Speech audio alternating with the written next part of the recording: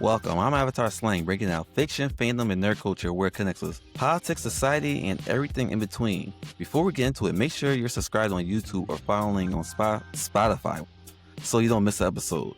I post short videos all week on TikTok and Instagram at Avatar Slang. Sharing the show, leaving a review, or tagging friends helps me grow this platform. Want to take it up a level?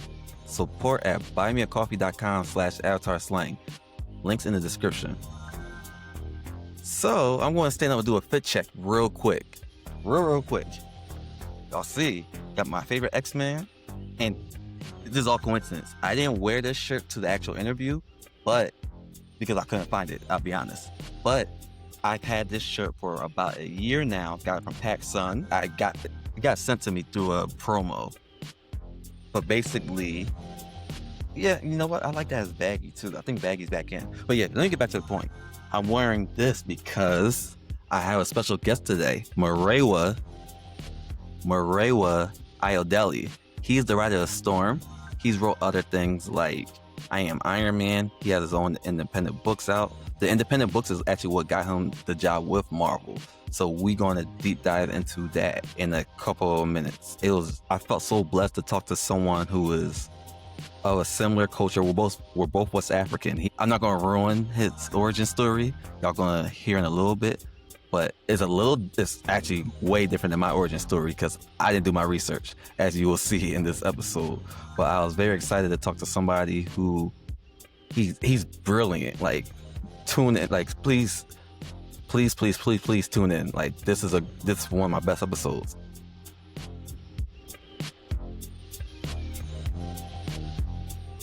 Thank you for joining me today. Thank you for having me. So, first question. So, I know you worked independently at first. Now you're doing some work with Marvel. You've done things. Correct me if I'm wrong, because sometimes the internet isn't truthful. With Marvel, you've done Storm. I think you're working on Rogue Storm next. Yes. And you did I Am Iron Man. First of all, I'm super excited to be talking with somebody who's working with Marvel, someone who took it upon themselves to create independently, because that's not an easy jump. Yeah, I'm excited to talk to you as well. It's always fun to get to talk about comics and talk about my work.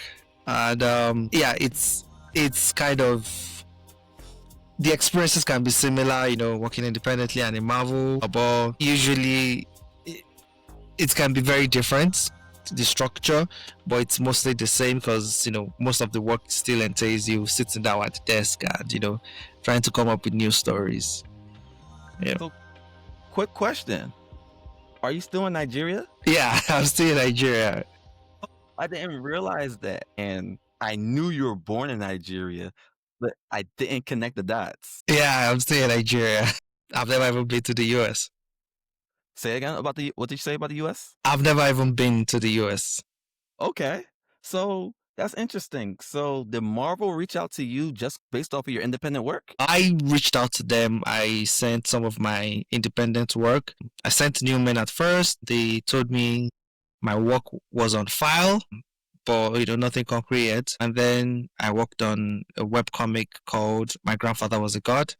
Then I sent that to editor Tom Brevoort, and that was the one that got me my first job with Marvel, which was working on Moon Knight Black, White, and Blood, which was like an anthology series. And the first issue where my story was featured in was also with Jonathan Hickman and Marco Guggenheim. So it was a very prestigious project to start with.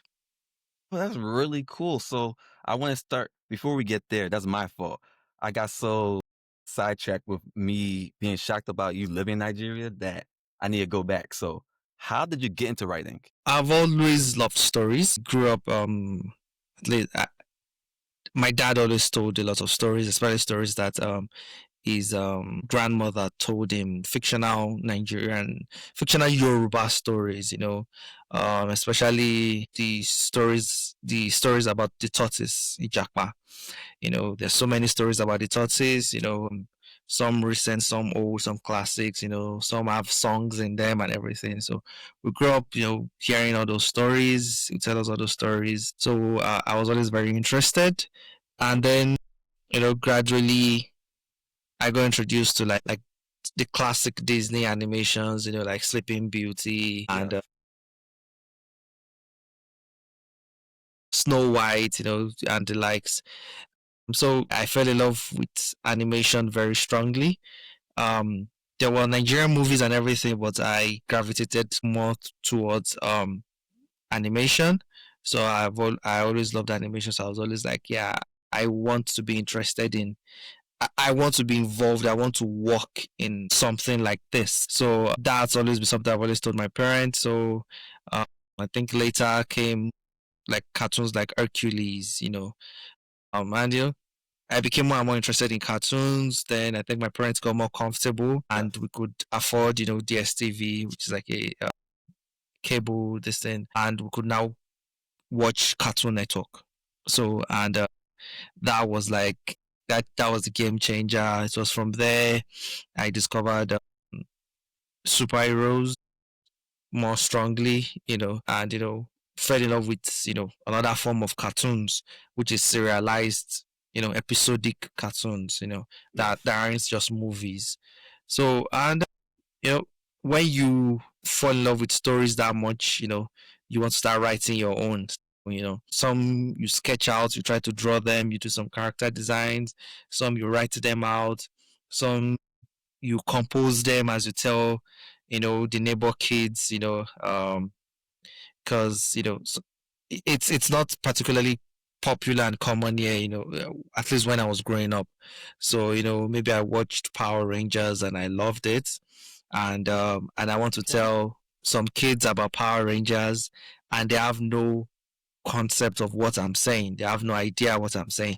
So I have to like describe Power Rangers to them, and tell that story to them, and then they get so hyped about it, and then they are like, "Oh yeah, I'm Red Ranger and I'm this Ranger," Really? and just from my words, So that's kind of how I've always loved telling stories, telling stories to your friends, telling stories to your family, So yeah, it's a little bit of oral storytelling, a little bit of writing, a little bit of drawing, everything just mixed together. So I'll be honest. So I've never been to West Africa yet.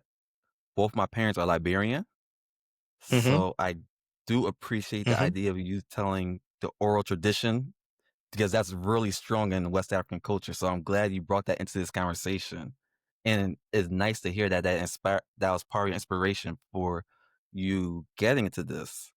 Now I have another question. You said you ended up getting Cartoon Network later on? Yes, yes. I think started watching Cartoon Network when I was in high school. That's when we could finally like afford to be able to Got it. watch it.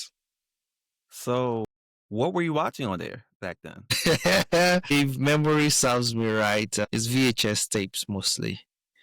Yeah, things on Cartoon Network. It's Cartoon Network South Africa, but I think the programs are the same to the one in the US.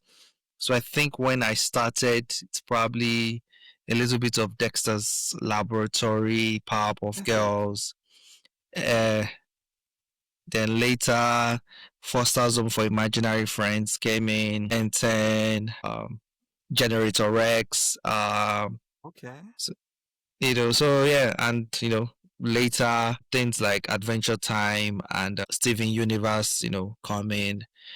Yeah, it's some of the classics, and then you know, I think at the time when I started, sometimes they even show some of the old cartoons like Flintstones, but then later it Yes. broke off into Boomerang, and then Boomerang just focused on things like the Flintstones, the Jetsons, Yes. The old school stuff. Inspector Gadgets, the yeah, and then there's one I used to, there's one, the late night ones weren't usually very interesting, so. Oh, but there was one that particularly caught my eye that I liked. I tried watching it as an adult now. I think I still like it. I'm not sure, but yeah, I didn't enjoy it as much as I enjoyed it as a kid. And I think it might have influenced my writing because there's a lot of weird stuff. It's called Fat Dog Mendoza or something like that. Yeah. I don't know that one. So yeah, What's it called? yeah. It's they usually show it. They usually show it at night. It's just a guy that's trying to be a superhero, and then his best friend is a dog, but it's like this really fat dog that can eat anything. and it came way before Finn and Jake. I gotta look that one up. Okay, I've seen this before. I just looked it Yeah. up. Okay. Uh, it was around that time that I think around that night time they showed things like Ship in the City and Hmm. Time Squad, and Evil Concorny or something. So, Okay. So, did you go to school for any of this? I think at the time I was like, oh, if you're in computer science, you would know how to like, create video games and all those things and, understand software and everything. So I think, and I don't think anybody was doing any animation program. So I think I went for computer science and I enjoyed computer science enough. That makes sense. Okay, that's really cool. So, you went for computer science because I guess that was I guess the way you looked at it was is a field, that has to do with technology The since you didn't have closest. animation. Yeah. So, Yeah. how did you get to the point where you're like, okay, now I want to write professionally? I was writing as an hobby, I think in secondary school, but I wanted I think I was the time I wanted to join the literature class, but my mom kept like, you're not going to get into like any of the science courses if you drop out of some of the science classes to go and do literature. So I was like, okay. Um so but in the university, I don't think I wasn't writing as much as before. But at some point, I wasn't having fun with the whole structure. I don't think I do well with structure. I want to read what I want to read at the time I want to read it. It's not like I'm not the type that say I don't like school. I actually do love school, but I want to be let go in school and go for the classes. That I want to go and go to the library. If I want to spend 5 days in the library, I'll spend 5 days in the library. I don't have to, I don't want the structure that the school dictates, and sometimes it's not usually at my own pace. I think I learn slowly than the syllabus is Hmm. structured for. So it was getting to the point that I think I was getting frustrated by the old school thing, and my Yes. grades were starting to slip hard. And towards the final year, I just gave up. Like, I'll finish with whatever I finish with. I don't care if my grades. If I get an extra year, I'm not even coming back. I'm just, I give up. So, and at that point, I just focused on just writing. So Sorry, that was my I was just AI in being my weird. okay, sorry, okay, yeah. So I was just always in my accommodation, just writing and writing and writing. And I think I eventually published the two novelettes I wrote around that time. So that's kind of where, yeah, my grades slipped towards the last year, so I kind of gave up. So I was spending most of my time in the school accommodation, just writing. I eventually published the two novelettes I wrote around that time, and that's kind of how we became like more professional. But I was still interested very much in software development and everything. So when I graduated, I was retained in the university to work as a senior software developer in that university. So I worked there for a year, but after a year, I was like, nah, I think I want to like focus more on comic books. So, and that's when I now went fully into comic books. My best friend Dr. Akonde, who is also a comic book artist, that also works for Marvel. So, I have a serious question for you. I don't know how it is back in Yeah. your homeland, but over here, when West Africans get here, it sounds a little bit like your story, like, oh, no, you can't. They want to push us towards science and engineering over here because, that's what provides, it's a prestigious job. It's good. You're helping people. Also, you're getting paid well. Hard to tell your parents, you know what? I want to get into art. I want to get into comics. I want to get into writing. That sounds, at least over here, it sounds funny to them. Is that how it is back home? Yeah, yeah, yeah, it is. My parents thought I was crazy. Like, Okay. don't forget that it wasn't just like leaving science for like the arts. It wasn't just that. I was leaving a well-paying job at a university as a senior software developer to become a freelance comic book writer without a publisher Yeah, trying to say, right. oh, I'll make it on my own. So yeah, I was broke and without income for 5 years. I had to move out of like my university accommodation as a staff and move back in with my parents. So yeah, it was terrible. So yeah, I know telling the story, it feels like, tap tap tap tap tap. Like it was just, oh yeah, the experience was like real horrible stuff of Yeah, nightmares. I because try not to remember it. Like my I get friend it. and I, that we made that move together, one day was telling someone about the story, and he too, like, kind of like, it's like he has so much PTSD about that time that it's kind of like deleted those moments from his memory. So it's I get it. Like when you tell the story, it kind of sounds like a Hollywood movie because it's like you you want a certain path.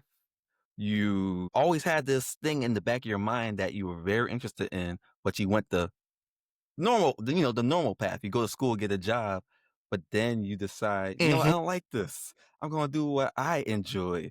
And I'll be honest, this sounds like a mm-hmm. movie in California. But Yeah, when you're but living it's it, very real, and yeah, it's not fun. yes.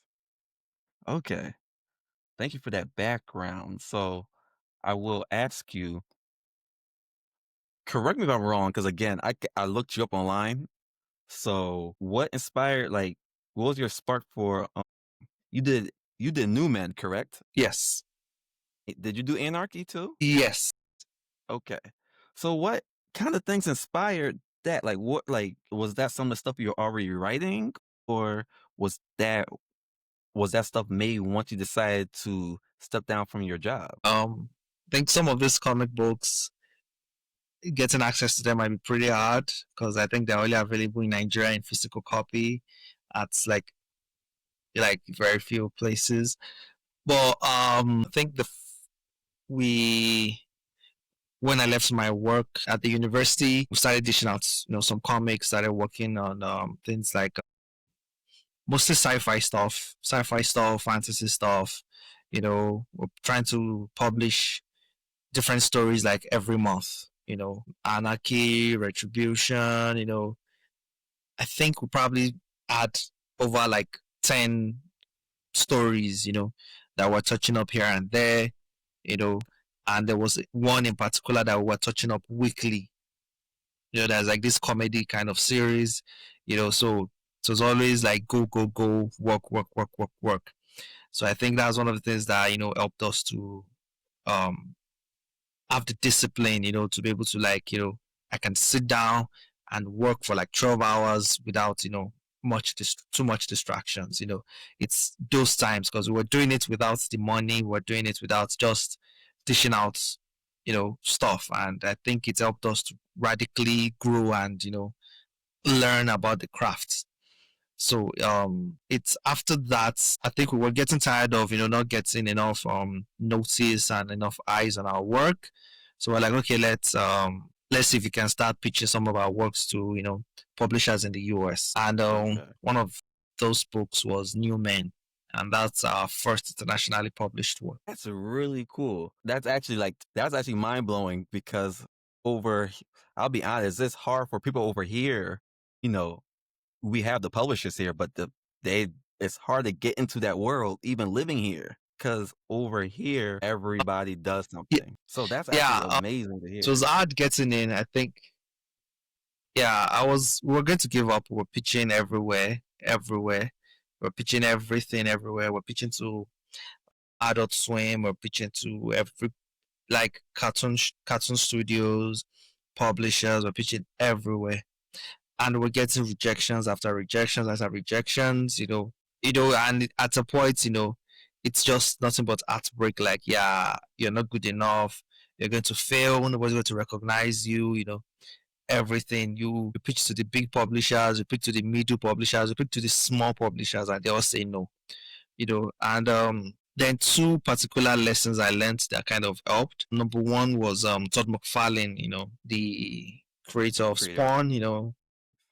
So yeah. So I think I was watching a YouTube video where he talked about, how much portfolio and submissions he was submitting, I think, per week. I'm not sure. I hope I'm not exaggerating. Maybe something like 70 per week or something ridiculous like that. That Wow. it got to a state that he already got accepted at Marvel. He was already drawing Marvel projects. He was still getting rejection letters from other Marvel editors in the mail saying that you're not good enough to work at Marvel. And he was already working at Marvel. So he's like, send as many as possible. Then the second one was my sister that was in the UK then and, just got a job and was like, yeah, you don't just send one proposal or anything, you send like 50, And the reason why you're feeling so down, the reason why you're feeling so hurt is because you put so much of yourself, so much of your emotions into a couple of pitches, and then you get no and from both of them and then you get broken. But you see, if you send 100, if you get one no, two no, three no, it doesn't break your heart because it's now 1/70. You're like, oh, there's 70 more, you know. So even if all 70 eventually say no, they came so gradually that it doesn't hurt as much as when it's just you only submitted to just one. So I was like, oh, so that's a trick. So I think that was time we're like sending to every single person on the planet. We're pitching to like UK publishers, US publishers, everywhere, everywhere, everywhere. And that kind of changed things. So that's when we started getting some, books accepted, by this publisher here. Okay, can you do this short story here? Can you do this thing on this anthology here? Yeah, I didn't count them because or we're probably nearing that kind of 50, probably not per week, or probably like 50 per month kind of thing. I relate to that. One is ironic that you say that. You're the first Mm-hmm. person in this industry to respond to me, actually. So I've been doing this YouTube channel for a year, and now people are starting to respond to me, but you're my first Marvel affiliated guest. So that's actually very ironic that you're telling me the story. So maybe I could learn from your story. Yeah. So if imagine sending to every single creator working at Marvel, which there are probably like hundreds of them. I'm Yes. sure there's no way you won't get like a minimum of 10. Yeah, exactly. But if you just And, send to 10, you might get. But if you just yeah, correct. And I get it because you guys are busy. Y'all get a lot of emails. You guys are writing a lot. So I do get it. So, but I mean, this works for me because it's like now I'm talking to somebody who's of a similar culture to mine. We're both from the same region of the world. So it all works out for the best. What was your first, when was that first big indie work? The international one you just spoke of? Newman, I think it was probably around 2020. We're already working on it since like 2019, if not Okay. earlier, if not 2018 even. But I think it came out in 2020 because I remember the issues getting interrupted by COVID, by Right. the And COVID COVID messed outbreak. up everything. Okay. So is there any noticeable ways that your background influences your storytelling? I know you already pointed out that the oral traditions helped, but anything modern or anything in your culture that inspires that? Yeah, yeah. In the beginning, you don't notice some of those things because it's just you. Hmm. But as you get more feedback, from your work, you're like, oh, so this is unique to me or unique to people from this region. So you now start noticing some of those things more and maybe reduce them or sometimes even play into them. Let's see some of those things. I I think I particularly like playing with some of African mythologies, African monsters. I love the ones of Greek and Japanese mythologies too, but I usually lean more towards the African ones. Uh, Okay. so that that comes up a lot in my stories. There's some aspects to some of my dialogue and narration that's it's not completely like poems, but you can see some of those things that they are not particularly written to be read, but they are written to be said out loud. There's this aura distant to them. You'll see alliterations often. You will see rhymes. you see a rhythm and patterns to them, so it's not just this person is telling you a story. You could almost take some of those narration boxes and make them into music because they have those elements there. So you can see some of that, which might be some elements of oral tradition there. It's little things, there are some that you can't get into, like even sometimes the way the characters talk. For example, a character that is self-confident in a certain way, like you brag about yourself, quote Got unquote. it. You know, Okay. um, in a lot of Western storytelling, it's usually a villain that says that, like, I am Thanos, I am inevitable, Yes. and all those things. It's usually the villain. In African traditions, especially the side that I'm in, it's a thing everybody does. It's not a villain trait. You know, it's because your heritage, where you're from, all those stuff are important. So it's Yes. like, oh yeah, I am this person, the child of this person, the child of this person. In our lineage, we are warriors. We Yes. defeated the tribe of this. All those kind of things. So We do in my that. own stories, the heroes would say that, which is usually reserved for the villains. So some of those things. You So know there are what? some little things. You know what? You're right. So if it's like in the world, if there was more African, look, if there was more mainstream African stories, you're right. That would be a thing. It's kind of like this show Dragon Ball Z. Um, I can't think of his character. The character Yeah, you Vegeta. see it. You see it in Eastern stories too. There are Yes. there are heroes that talk, that if they're in Western stories, they'll probably be the villains. They Yes. talk about themselves. They talk about their heritage. They talk about this. Yeah, in prideful ways. You know what?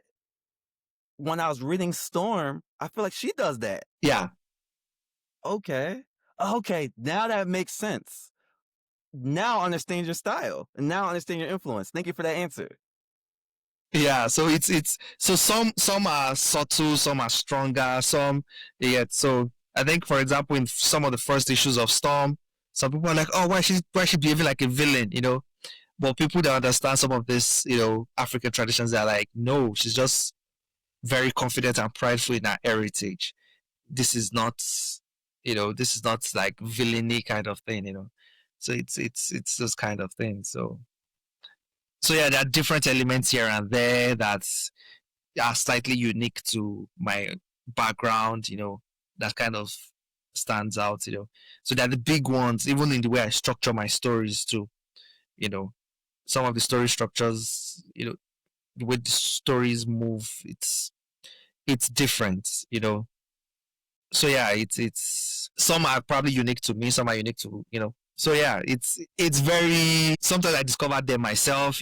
Critics discover them. So yeah, it's fun. It's fun, and that's the beauty of I it, having your agree. own unique Now take on things. I can look for that a little bit more because I guess it's just hard because sometimes I'm not used to seeing West African energy in these stories. Because obviously we have had Black Panther, but that's more. I don't remember what region that's supposed to be based off of, but Okay. I know for the movies he got some South African traditions in there. Do you know? Yeah. Yes.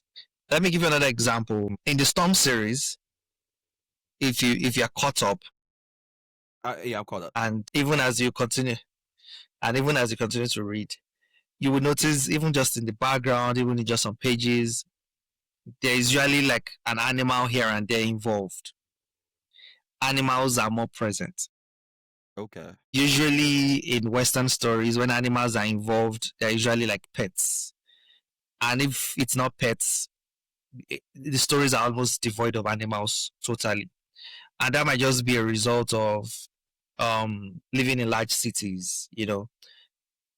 How much animals do you see, and maybe the occasional, maybe the pigeons and things like that.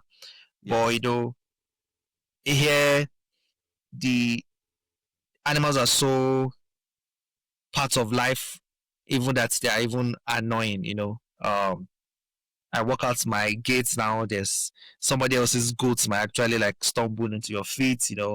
Different stuff. So Wow. it's just so so animals are more in your face. Both animals that are owned and not owned and roaming and whatever, and or even the ones that are killed for bushmeat and different things. So you are just more conscious of animals around you, even if it is maliciously even. So like snakes are more just you just see snakes anyhow sometimes. So if I live in my side of this. So it's just I think in my apartment I've gotten stung by a scorpion like I don't know 3 times now. You know, uh, Wait, you've been it's stung my by a bad. It's scorpion, you my said? bad. Yeah, it's my bad. I love my mattress, being close to the ground, so it's too close to the ground. So now I've gotten something to elevate it higher. So yeah, so it's stuff like that. You are just more conscious of animals around you. Um, so it comes off in the stories too. Hmm. There's just more animals present. They interact more, and things like that. So Okay. it's things. So it's they show up in subtle ways, and that you might not notice. It might be even be the clothes.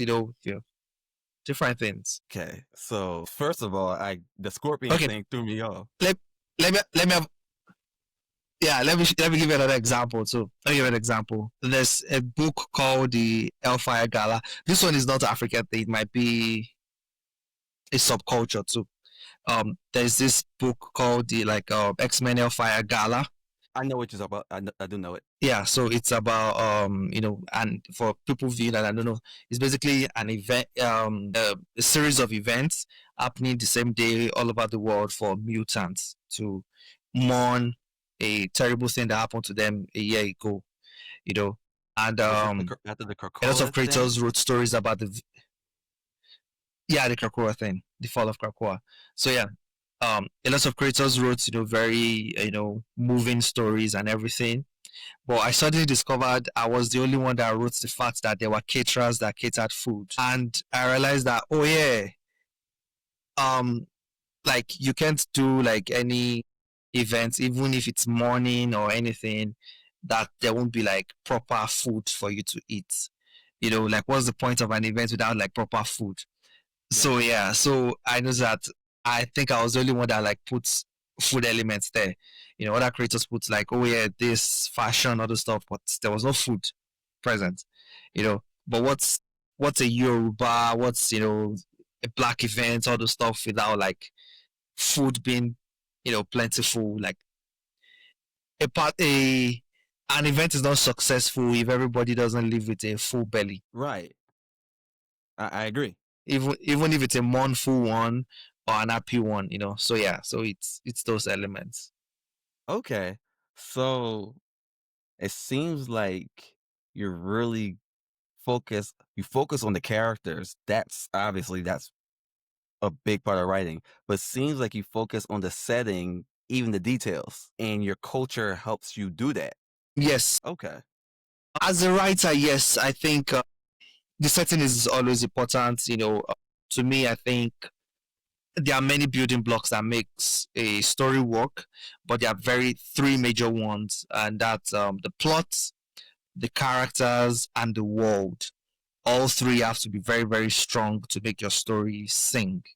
And but it's not that it's my culture that is making me focus more on the world as a setting, but I just think it just gives me a different perspective on how I view settings.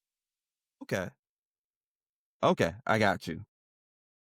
So yeah, yeah. So maybe someone from another culture where architecture is very very revered, you know, is like, oh yeah, we're going to these locations. It's thinking about the architecture of these locations, how this place looks, how this building looks, you know. While maybe another culture that prioritizes food, I'd be like, oh, we're going to these new locations. What are the cuisines they eat? You know, Yeah. what do they cook here? What are the things available to them here? You know, another person that maybe it's about, you know, how they interact with their environment might be like, okay, what's the relationship between the animals and the plants and the people in this place? So it's all those. And for more business minded cultures, it might be like, what is the currency here? How do they do business in this place? So you see it in different creators on how they approach the stories and the setting. This is also one reason why you see why people crave more for like stories from, you know, people from minority groups in different societies, you know. So for example, how some of, let's say we're in Nigeria now, you know, and someone's going to tell a story of Nigeria, you know, somebody from a minority telling a story will tell a story differently when it comes to the setting. So it's Yeah. like also when you're thinking about the setting, to like, okay, how do people get treated here? It suddenly becomes very important, you know. If you are in a group of, you know, let's say in a patriarchal or a matriarchal society, you start thinking, okay, how do men treat women here? How do women treat men here? You know, it suddenly becomes, if you've been a victim of something, you are suddenly more aware of it, or even in your writing. So that also comes into play as well. Okay. Yeah, that makes sense. Okay. So, questions about Storm is this is where, because I grew up with comics, I took a break because, adult life, but I made it a priority to read them Yeah. again. So, is Storm ongoing, or is it just was it just supposed to be some type of event? I don't think I fully understood what was happening with that. Storm is an ongoing series. I think we're up to issue 12 is coming out next week now, Okay. September 24. It's going to get replaced by Rogue Storm that will run for 3 issues. And then after that, another series will replace it, which is a Storm. And it will continue going. It's an ongoing, it just keeps going. We keep Got you. following the story Okay. of Storm. So, since Storm's more of a cosmic story, do you think, like, whose idea was it for it to be taking that direction? Is that you idea or is that a Marvel idea? Because I know you did say that you're into the different mythologies. Yeah, Storm is going to change forms since it's an ongoing, it's a long form story. It's going to change forms here and there. Right now, it's cosmic. It's going to Mhm. move to, for Rogue Storm, it's going to move to something like a Conan the Barbarian sword and sorcery kind of thing. Okay. So at some point, it will move into something else again, just to keep the overall story fresh and Okay. interesting as we move. Okay. So, but currently, it's been cosmic. Was my choice. Okay. I felt it was a direction that was unique to the character, and the Yes. character would benefit, you know, from some fresh direction. I'm enjoying it, to be honest. And it forced me to learn more about Marvel at large because the way you took different cosmic cosmic beings from different parts of the Marvel universe and brought them in, I've never really thought of it that Yes. way because there's always pieces of Wanda, Wanda as in Scarlet Witch. She's affiliated with this entity. Jean's affiliated with this entity. I've never really connected those parallels before, so it was cool to see them all in these few issues all together. Yeah, it's one of the joys. It's one of the things I wanted to do for the Storm series. I think when Storm One came out, that was kind of like a statement I made about the series, that this is going to be a a series that is steeped deep in the Marvel universe. The thing I realized, you know, doing my research is that, you know, anytime people talk about maybe a Storm solo series, people think, "Oh, it's Storm doing something over there. It's Storm doing something over there," you know, and yeah, I don't have to read it. It's Storm doing something over there. And I'm like, okay, what if I put Storm right in the middle of everything? You know, so, and it's something that it's at the center of the Marvel universe itself. You know, Mhm. she's with the Avengers, she's with the X-Men, and even as you're reading it, there are always cool cameos. You don't know who is going to show up and going to have an interesting interaction with her. You know, is it going to be Wolverine? Is it going to be Iron Man? Is it going to be Brother Voodoo? Is it going to be the Black Panther? Is it going to be Reed Richards? And we should just keep having fun with that. It's going to be Scarlet Witch. I It's a really enjoyed the fun. way you did that because it just feels like that's how life is. You don't know what visitors you're gonna get in your friend group. Sometimes it's just how it goes. I like that. Yeah. So how is it like? It seems intentional that you use different characters across the African diaspora. What that was on purpose, correct? In the beginning, it wasn't. Then later, it became more deliberate. I realized that suddenly, as I was, writing, some of like first 5 issues, I realized that some of my favorite characters were popping up, and I noticed that they were having something in common. I like Dr. Voodoo, I like Margot, you know, I like Frenzy, and stuff like that. I was like, oh, okay, cool. And then I noticed that some of all these characters were also not being used, and they were pretty cool characters that I liked. And I'm like, okay, you know what? Come on board the train. Let's here. Let's see. So now it's just cool and fun. And it's good seeing so much color in the book. So it's really really Yeah, fun. I'm with that. And no one can complain that it's see over here in America, there's a certain people complain that it's woke and they're like, oh, Marvel is woke now. But I'm like, these characters have existed for 50 plus years. Some of these characters, like Storm, came out in the Yeah, 70s, correct? Yeah. So no one can use yeah, that now. and These are original she, characters that were already black. yeah, yeah, all these characters are already characters of color, and they're characters that have always had relationships together. So it's not like we're like forcing them to interact. Their characters have interacted, and then the plot justifies them. For example, Storm wants to go on a war in the cosmos. You need a teleporter.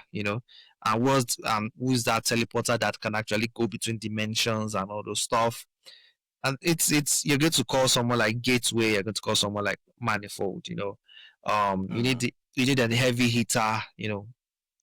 And Juggernaut is with the X-Men. Colossus is with X-Force. Um, Strong Guy is with Dazzler. Bring Margot Yes. over. So it's like there's no way you are going to be like, oh yeah, it's because there's an agenda, blah blah blah. They just want to Mhm. run comics for you. There are actual story reasons why all these characters are there, and they're also fun to read. Their interactions are interesting. So yeah, it's really cool. I agree. I did enjoy the interactions. I enjoyed how. Oh, this is one specific question I want to ask you. When Storm was in Mm-hmm. I think she was getting interrogated by the FBI. Was that guy Yeah, a yeah, yeah. mutant? Oh, no, he's an alien, Oh, okay. He's a but he's okay. an alien that naturalized. So he's an alien that has a Nigerian name. So he naturalized. Is a double is a double immigrant. Which is kind of a message. Is a subtle message I wanted to pass. He's an alien. He's from a planet. He's originally from a planet that has a nitrogen rich atmosphere. Probably his parents are from there. He probably didn't come from there. So I it was see. probably given birth to in Nigeria, having a Nigerian name, and then migrated to the US, and I like that. and then seeing and then seeing and then seeing him being the one to say things like, "This is America, my America," and it's so yeah, I think some people caught on to that, but not everyone caught on to that. I actually really like that. I just read that one on Friday. So I was like, oh wait, I see what's happening here. Yeah, that's Okay. So what can you tell us? Well, I guess you already told us that Rogue Storm is a more like a sword and sorcery type of story coming up. yeah, it's a sword and sorcery story. Storm is going to be in the antagonistic role, while Rogue, leading the Uncanny X Force, are going to be hunting her down. You know, it's real badass. Storm is going to be wielding magic and the giant axe. So yeah, it's really really really good. violent, bloody, and brutal. Okay. So, okay. I'm going to jump back to the independent work. So, what was your inspiration behind, like, I know I asked this kind of already, but as far as anarchy, was there, what was the exact inspiration for that? Or is that just an original story you had in your head? Anarchy, it's basically it's an original story, but the inspiration is basically I was fed up with my country at the moment, at that time. So and the way people in power kept abusing the power, the irresponsible use of power and everything, and it just made me you know become more of an anarchist of maybe people should not be given this much power, Okay. because yes, if it falls into the hand of a responsible person, a lot of good is done, but chances are it usually falls in the hands of bad people, and they usually Yeah, use it very, very poorly. Anarchism doesn't necessarily mean chaos. It's just people should not be able to consolidate this much power. I see. So, yeah, because anarchy literally means tearing down the current power structure usually, right? Okay, I get that then. Okay. I'm not gonna lie, like, I'm not saying this just because you're on the podcast. I actually have it in my Amazon cart, so I'm ready to check that out. I'm ready to check that out immediately. So I will reach out to you as soon as I'm done reading it. And the is Okay, yeah, no problem. Is that anarchy? yeah, yeah. See, the thing is, I want to read more independent books, so I'm so excited to jump into this. Yeah, yeah, I might send you the PDF too, because I'm not even sure if everything is on Amazon. I'm not even sure. You know what? Let me check I right might send you now. the PDF. I think I have like 3 issues. Okay.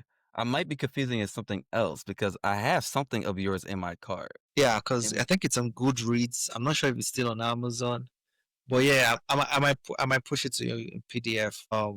Because most of the copies are usually physical. I'm lying. It was Brutalizer of Guys that's in my cart. It's not lying. You mixed it up.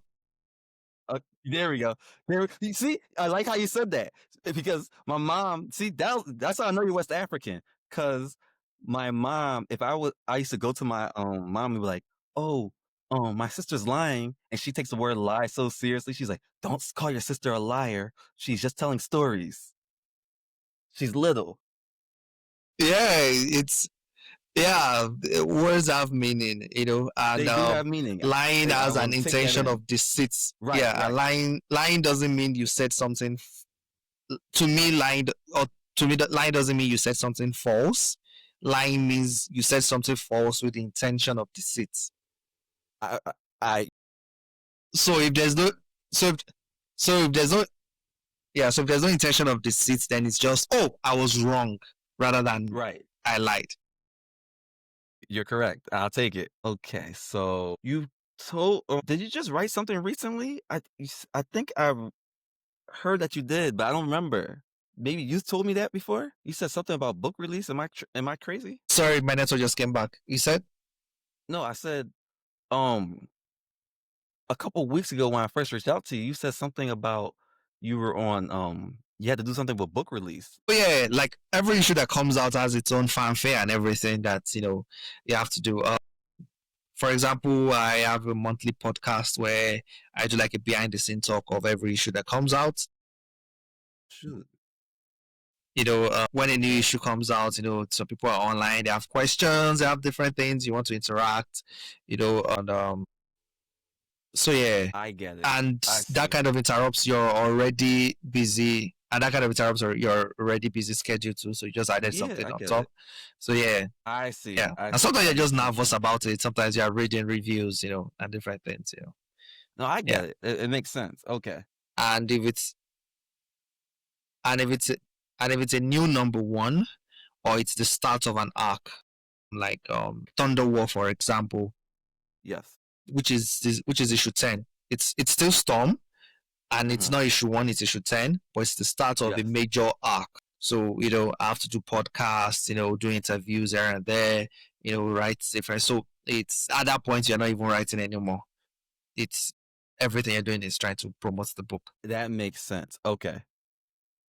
So, okay, so we're getting on to an hour now, and to respect your time, I'll give you some wrap up topics. Is there any dream characters or teams you still want to write? Yeah, probably Iron Man. I've written Iron Man, but I also like to like write Iron Man some more. Vixen from DC. Ooh, The Grey Lantern from Far Sector in DC yes, I've as seen that. well. Batman, Wonder Woman. I'm listing more DC characters because technically, I'm Marvel. If I want any of them, I'll just put them in the Stuff series. So yeah, That makes so sense. yeah, Deadpool would be Yeah, nice. I guess Spider you're Man would be right. You can't nice. just put them in. Yeah, so yeah, it's I'm just having fun. Is Would you ever write for animation or live action? I'm still trying to learn how to write like more than one project at a time. So like when Yes. I'm on one series, I'm not so good at like working on other things. So if I move to animation, you probably stop seeing like comic work from me. Sure, that makes sense. It's hard to multi-write. I get it. I don't like. Is that even common? Yeah, but yeah, it's very very common. Oh, okay. I didn't know.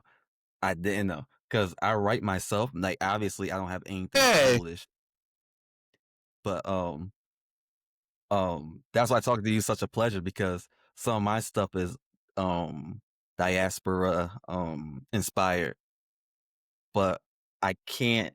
I I can't really imagine how it is to write multiple projects at a time, but I also don't know many industry writers, so maybe that's why. but yeah, like the industry writers, I respect them a lot because I'm like, man, damn, serious respect because I know writers that are writing, 5 comic book series at a time. 5 comics. I'm like, damn, like serious respect. Some are writing novels, comics, and TV shows at the same time, like mad respect. So yeah, Okay. Maybe when I but graduate, I I'll also get to know double some down a that little bit more. they only yeah, but I also I'm know sorry, I cut you some off. that they only do like maximum of two. No problem. Well, I know writers that they only do maximum of like two or just one as well. So it's that both sides Okay. exist. So, okay. So, oh, I gotta ask you the typical questions. Who's your favorite Marvel characters? Name like a couple, whoever comes to mind. Iron Man is one. Storm is another. Shuri. Shuri is a third. So you said Iron Man, Storm, Shuri. Okay, that's a good list. Sif from Asgard? Okay. So for the audience, what do you like about her? She has a big sword. That's a good answer. That's a good answer. So okay. How about in the DC? Do you have any favorite DC And characters? just like, yeah, going back to the Marvel question, just like Shuri, what I like about them is they are the secondary characters. I love female characters. Those two characters are the secondary characters. And, when the main characters go to do swashbuckling action, T'Challa is out there fighting with the Avengers, with the Fantastic Four, Yes. he's there smiting, trolls Yeah. and all those stuff, they're the ones that stay at home. So yeah, and it's and as the last child of the family, I can kind of like relate to that. And Everybody, they're holding it the down. the first person leaves, you're the one you're the one left at home. Second born leaves, everyone leaves. You're still one still left. You're usually the last to leave. So you relate more to those kind of characters that when everyone is out having these adventures, they are the ones that are at home. So yeah, that's why I Okay, relate that to makes those sense. characters in particular. Okay, that makes total sense. I didn't even make the connection. Okay.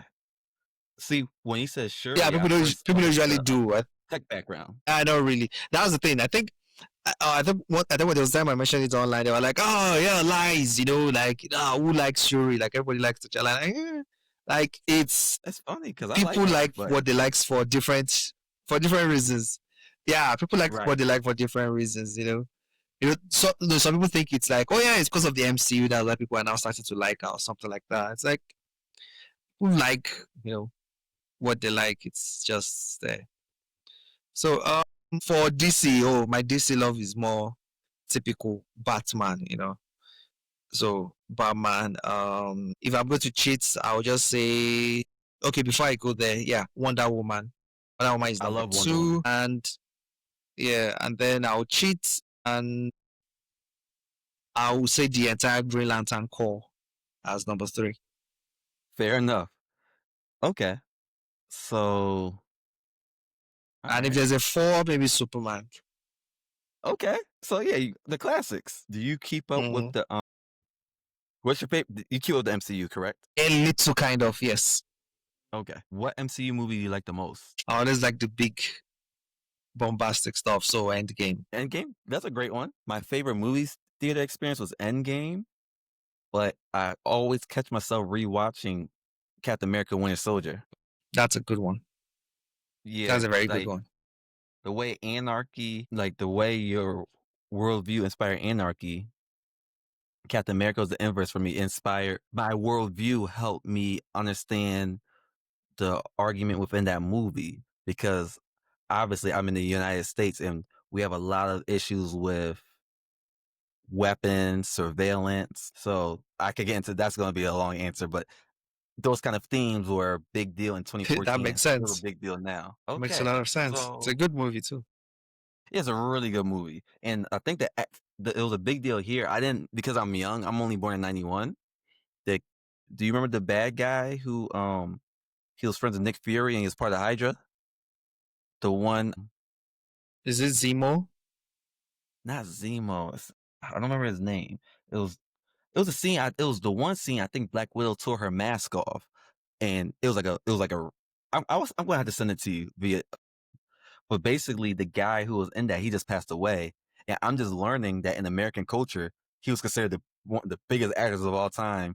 But because I was too young, he acted in the 70s and 80s. I missed it completely. So to me, he's just a guy in the Marvel movie, but to everyone else, he's a big important character. His name was Robert What Redford. So look character? him up when you get a chance. Characters that's I'm trying to find his name. I wish I could remember his name in Winter Soldier, but I know he was friends with Nick Fury in it. His name was Alexander Pierce. okay. I've seen the actor too. Okay, so yeah, Yeah, like you're you're even older than I am, so you know, like I'm even probably less familiar with the actor too as well.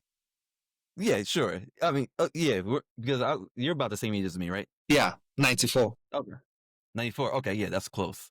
So yeah, I didn't realize. I thought he was a random character in the movie, like a random actor that they just got. He was good, by the way, but I didn't know. Yeah, yeah. So many people in the theater are screaming, and you're like, okay, okay. Maybe you're like, okay, I guess we're You're screaming like, okay, now. my bad. Okay, this feels like a silly question because I feel like we just went through a lot of your Yeah. work, but how can people follow your work and support you? On Blue Sky, I don't even know how the old Blue Sky thing works, but just search Murewa Ayodele, I guess. So I think I'm I'm really on social media now because it's all weird. It's so weird now. You're correct. Yeah, so yeah, but there I'll probably talk about any new projects I'm working on. So Blue Okay. Sky is a place to get me. And Okay. You're on Blue yeah, Sky. I'll follow you there. ask your local comic book. Yeah, ask your local comic book shops for for any more Ayodele comics they have. Check Amazon or something. Yeah, Okay. Final question. What's one comic, yours or someone else's, you wish more people would read? It could be comic or a book. comic by Got someone novel, else's. I anything. wish more people would read. Yeah. It could be yours or someone Yeah. else's. There's this comic I love so much. I think it's called The Hostage. Let me quickly check it. The creator. Yeah, Hostage. It's a graphic novel by Guy Delisle. I don't know how to pronounce his name. But yeah, I really love that book and it's been nice if more people Okay. read. I'm going to save this. Oh, I've seen this before. I just never really, I'll be honest, I didn't understand what I was looking at, so I just kind of went past it. But I'll add this to my list. I'll get it from the library. All right. Well, thank you for joining me. I know you're busy. Hopefully, in a couple of months, next year, whenever we could do this again. And Yeah, I do it's a appreciate your pleasure. time. Like, it was great to connect. Now I see the storm. Like, your writing speaks for itself. It's really good. It's really like I love the dialogue. I love the intention behind Thank it, you. but now I understand it even more because sometimes you read things and you're like, am I overthinking that? You confirm a lot of what I've thought when I was reading these things for the past few months. So thank you for coming on. Yeah, thank you for having me. I had fun talking with you. And I hope you get more and more and bigger guests. Well, I mean, who could be bigger than you? I'm going to stop it right here. All right, Slang Gang, it's a wrap for today. Thank you to Murewa Ayodele for coming through. YouTube gang, hit like, subscribe, and share. More views means more episodes. All your listeners, hit follow, leave a review, and share it with someone who vibe with the Slang Gang. Want to go further? Support the show at buymeacoffee.com/avatarslang. Links are in the description and my bio. Stay connected on Instagram and TikTok at Avatar Slang and drop your thoughts on today's topic or any of the other videos I post. Appreciate y'all for being part of the Slang Gang. See y'all next time.